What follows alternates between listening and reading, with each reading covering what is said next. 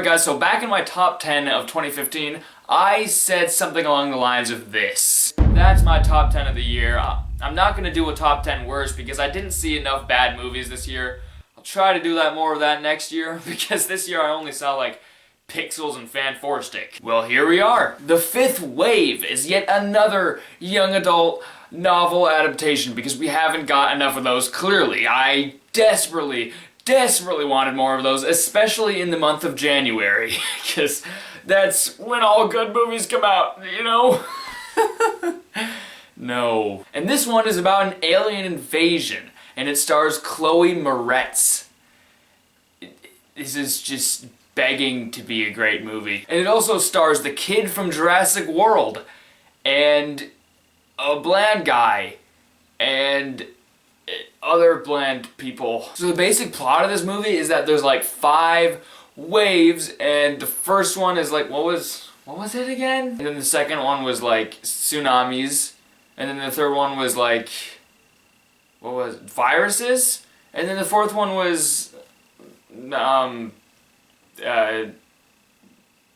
I'm forgetting what the waves are, but they don't really matter that much because most of this movie revolves around the 5th wave, and it's sort of like the aliens are like disguising as humans and they have to recruit a bunch of actual real people to fight against these like humans disguised as aliens, and the aliens are called the Others in this movie because that's the most creative name they could think of. And Chloe Moretz is kind of like alone, and she's trying to go find her brother in this entire movie, and also crazy things happen, and there's a love triangle and all that. So guys, probably from the beginning of this video you could already tell I wasn't gonna like this movie. But there are surprisingly at least some good things to say about it. Like the first 30 minutes. The first 30 minutes-ish were just okay. They weren't bad. I don't think they were really that good, but at least I was invested. And during like the first 30 minutes, if the movie shut off, I would have been disappointed. So in the first like 30 minutes, this movie is just okay. But then after that, I was just like, oh.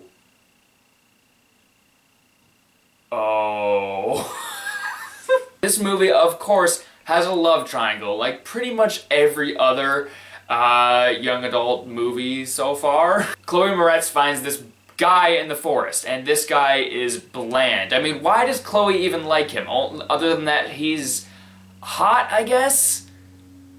I can't think of any other reason, because he's so bland, and she's also in love with the Jurassic World kid, who I mentioned earlier is in this movie. And both these characters are bland beyond belief. If they died, I might have been happy actually if they died. I wouldn't have cared at all. But I think the only really good thing about this movie is Chloe Moretz. She's actually a good actress. I've liked her in other stuff like Hugo. Hugo is a masterpiece in my opinion, and she was fantastic in that.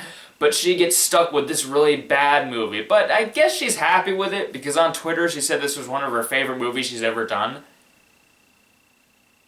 Why? Why? But I think she actually does pull off a decent performance because she also has to deal with the bad dialogue she's given, because when she's doing romantic scenes with the guy, it's just really cringeworthy and the dialogue is terrible. I mean, some of it is hilariously bad. The romantic scenes between her and the bland guy she finds in the forest, they're just hilariously bad. And there's also one scene where this guy takes his shirt off and he's like taking a bath in a lake, and he's shirtless, and she's like staring at him, and then he sees that she's looking at him and she kind of like goes away. It took every fiber of my being to not crack up and burst out laughing. But this movie is just so predictable. They have a plot twist involving like the Others, and I predicted it like way before it happened. I just like they sort of hint at it, sort of, and I was just like, yep, that's the plot twist of the movie. That's the big plot twist. That's gonna be it. It's so predictable that if you didn't predict that it was happening, do you even think watching movies. And there's also many attempts at humor in this movie. Who cares? You shouldn't see this movie anyway. I'm gonna spoil one of the jokes. The Jurassic World kid says he was named after Ben and Jerry's because his name is Ben Parrish. But what I really don't understand is that everyone in the theater was giggling when he said that, so I guess if you're oblivious to flaws in movies and you like watching young adult adaptations with bland characters, you can enjoy this movie. And there's also Chloe's brother in this movie, and it's like, I've seen bad kid actors, but this, this is a whole new level. Clearly in scenes where terrible things are happening to him, where it would be logical to start crying and freak out, he's just kind of like, oh no, oh no, oh no, this is bad.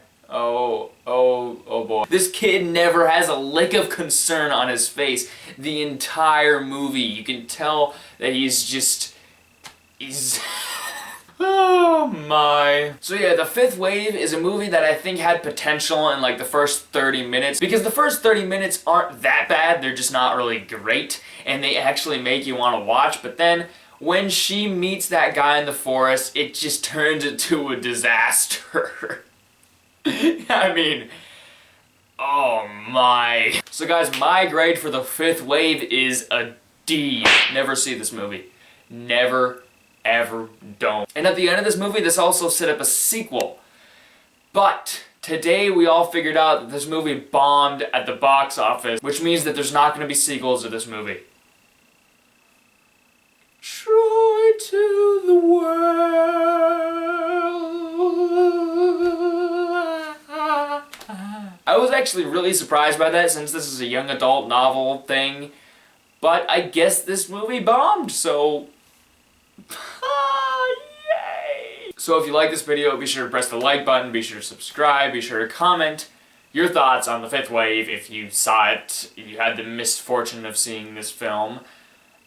And follow me on Twitter and Instagram, and yeah, yay, bye-bye.